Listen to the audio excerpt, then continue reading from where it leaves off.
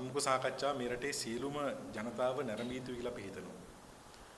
ඒක ඊතරම්ම මේ රටේ රාජ්‍ය හැසිරිච්ච විදිය සහ රාජ්‍ය ඇතුලේ දශක ගණනාවක් රාජ්‍ය බලයට මුවා වෙලා මිනිස්සුන්ගේ ජීවිතත් එක්ක ක්‍රීඩා කරපු මිනිස්සුන්ගේ ජීවිතවලට ඝාතන කැඳවපු ඝාතකයෙක්ගේ දාම ඝාතකයෙක්ගේ ප්‍රකාශනය විසුළු සහගත ප්‍රකාශනය ඒ ඝාතනයන් පිළිබඳ විසුළු සහගත ප්‍රකාශනය කොතරම් සමාජයක් ඉදිරිපිට කිසිම බියක් සැකක් නැතුව බොහොම සිනහමුසු මුහුණින් සියලුම ප්‍රශ්න වලට විහිළු සපෙමින් කරපු මේ සම්මුඛ සාකච්ඡාව අපි හිතනවා මේ රටේ සියලුම ජනතාව නැරඹිය යුතුයි කියලා මේ එක පුද්ගලයෙක් රනිල් වික්‍රමසිංහ කියලා කියන්නේ. නමුත් තවත් මෙවැනිම තවත් පුද්ගලයින් ඉන්නවා මේ බලවලල් ඇතුලේ ඒ සියලු දෙනා මෙලෙස කැඳවන්න පුළුවන් නම් අපිට බලන්න පුළුවන් වේවි ඔවුන් කොහොමද මේ තාම බරපතල මේ සමාජයේ තිබුණු ප්‍රශ්න වලට ඔවුන් උත්තර දෙන්නේ කොහොමද කියලා. මේ මුළු වීඩියෝ පටය බැලුවාන් පස්සේ මේ වීඩියෝ පටේ පුරාම ගමන් කරන එක දේශපාලන වියමනක් තියෙනවා. ඒක තමයි මොවුන් එකිනෙකා තම තමන්ව හැම මොහොතකම ආරක්ෂා කරගත්ත කියන එක. රනිල් වික්‍රමසිංහ අහනවා අල් ජසීරා මාධ්‍යවේදියාගෙන් බට්ලන්ද කොමිසම් වාර්තාව ගැන කියද්දී ඔහොම වාර්තාව කොහෙද තියෙන්නේ මොකද්ද ඔය වාර්තාව කියලා. එතකොට ඔහු කියනවා මේ තියෙන වාර්තාව කියලා. එතකොට රනිල් වික්‍රමසිංහ නැවත අහනවා ඕක පාර්ලිමේන්තුවේ සභාගත කරාද කියලා. ඒකෙන් රනිල් වික්‍රමසිංහ අදහස් කරන්නේ මේක රාජ්‍යයේ ආයතන දූරාවලිය තුලට ආපු නැති එකක් කියලා. නමුත් මේක පැහැදිලිවම ජනාධිපතිවරයා විසින් පත් කරපු කොමිසමක් ජනාධිපතිවරයා වාර්තාව නැවත බාර දීපු කොමිසම් වාර්තාවක් මේක පාර්ලිමේන්තුවේ සභාගත කළ නැහැ රනිල් වික්‍රමසිංහ කියන විදිහට. ඒතකොට රනිල් වික්‍රමසිංහ කියන විදිහට ඇයි මේක පාර්ලිමේන්තුවට ගෙනාවේ නැත්තේ චන්ද්‍රිකා කුමාරතුංග මේ? හිටපු ජනාධිපතිනි චන්ද්‍රිකා කුමාරතුංග ඇයි මේක ගෙනාවේ නැත්තේ? එදා චන්ද්‍රිකාට ඕනුණා රනිල්ගේ දේශපාලන අනාගතය ආරක්ෂා කරන්න. එදා චන්ද්‍රිකා රනිල්ව ආරක්ෂා කරා. ඊට පස්සේ රාජපක්ෂලා පළවා හැරලා 2015 රනිල් වික්‍රමසිංහ බලයට ආවා රාජපක්ෂලට හොරු කියලා. ඒතකොට ඒ හොරුන්ට විරුද්ධව FCID හදලා එදා එතකොට ජනතා විමුක්තියේ දායකත්වයක් අරගෙන FCID හදලා විශාල නඩු ප්‍රමාණයක් දැම්මා. අපි දැක්කා මේ නඩු කොහොමද ගැලවිලා විසිරික්කන්නේ. දැන් මේක එක තැනක අහනවා මේ නඩු වලට නැත්තම් මේ චූදිතයන්ට මොකද උනේ කියලා.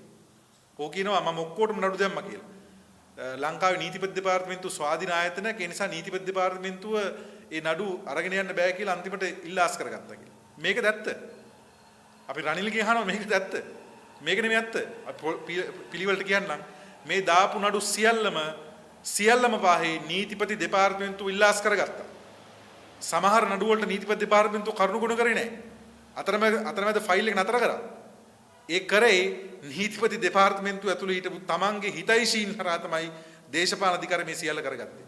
ඒ නිසා මේ හැම තැනකදීම අපිට පැහැදිලිව පේන්න තියෙනවා කොහොමද මේ රාජ්‍ය ඇතුළේ ඉන්න එක්තරා පැලැන්තියක් තමන්ව එකිනෙක ආරක්ෂා කරමින් ගමන් කරේ කියලා. චන්ද්‍රිකා කුමාරතුංග බට්ලන්ද කොමිසම් වාර්තාවෙන් රනිල්ව ආරක්ෂා කරා. ඒක පාර්ලිමේන්තුවට ගෙනල්ලා ඒ කොමිසමේ තියෙන නිර්දේශ ක්‍රියාත්මක නොකර කොමිසමේ තිබුණු නිර්දේශ තමයි ඔහුගේ ප්‍රජාහිතය අහෝසි කරන්න කියන එක.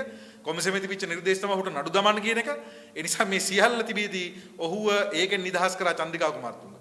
ඊළඟ රනිල් වික්‍රමසිංහ මහින්ද රාජපක්ෂලව ආරක්ෂා කරා. එකවරක් නෙමෙයි දෙවතාවක් ආරක්ෂා කරා. 2015 වෙවිලා ආරක්ෂා කරා. 2022 වෙවිලා ආරක්ෂා කරා. පෙරලා මහින්දලා රනිල්ව ආරක්ෂා කරා. මේක තමයි මේ මුළු කතන්දරය ඇතුළේ කියවෙන්නේ ඔවුන් එකිනෙකා තමන්ව ආරක්ෂා කරගත්තා කියලා අපි අහලා තියෙන ප්‍රසිද්ධ කතාවක් ඒගොල්ලෝ ඔක්කොම යාළුවෝ කියලා.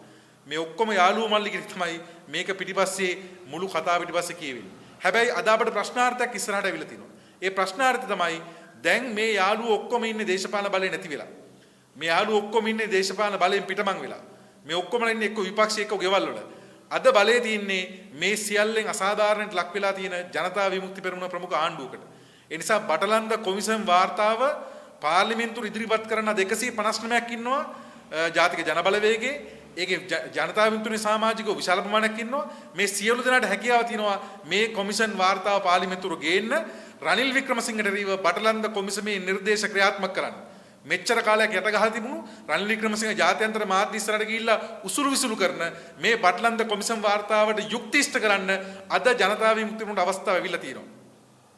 විජේදාස ලියනාර්ජ සහෝදරයට යුක්ති ඉෂ්ට කරන්න අද JVPට අවස්ථාව ලැබිලා තියෙනවා. ඒ නිසා අපි ජනතා විමුක්තියේ නායකත්වය දිහා ජනාධිපතිවරයා දිහා අපි දැස් දල්වාගෙන බලාගෙන ඉන්නවා මේ ප්‍රශ්නෙට ඔවුන් ලබා දෙන විසඳුම් මොකක්ද කියලා. මේක ඉතාම පහසු දෙයක්. මෙතන පනත් සම්මත කරන්න දෙයක් නැහැ. මෙතන නීති සම්මත කරන්න දෙයක් නැහැ.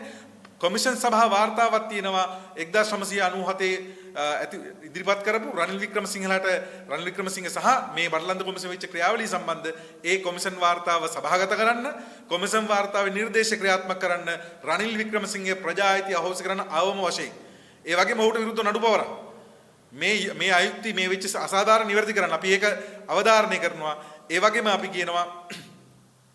අපි අවධාරණය කරනවා එතනින් එහාට ගිහිල්ලා තවත් මෙවැනි සිදුවීම් ගණනාවක් සම්බන්ධයෙන් ඔහු මේ අතර කියනවා උතුරේ ඝාතන සම්බන්ධයෙන් උතුරේ යුද්ධයේ දශක ගානක තිබිච්ච යුද්ධයේ වෙච්ච ඝාතන සම්බන්ධයෙන් මුල්ලිවයිකාල් වෙච්ච ඝාතන සම්බන්ධයෙන් ජන සංහාරය සම්බන්ධයෙන් මේවා සම්බන්ධව ඔහුගේ කතා විලාසය තියෙන්නේ ඊටාම සැහැල්ලුවෙන් හාස්‍යජනක ලෙස විදිහට තමයි ඔහු කතා කරන්නේ. ඔහු කතා කරන්නේ මේ අපරාධකාරී රාජ්‍ය ආරක්ෂා කරන්න. ඔහු කියනවා මේ ලංකාව කියලා කියන්නේ අවිහිංසාවාදී රාජ්‍යයක් කියලා. මොන අවිහිංසාවාදයක්ද? ඇත්තරම රනිල් වික්‍රමසිංහගේ අර බටලන්ද කොමිසමේ නැත්තම් බටලන්ද ඒ වදකාගාරය තුල ඔහුගේ ඊටාම ප්‍රියජනක දර්ශනයක් වෙලා තිබුණා කියලා වාර්තා වෙනවා.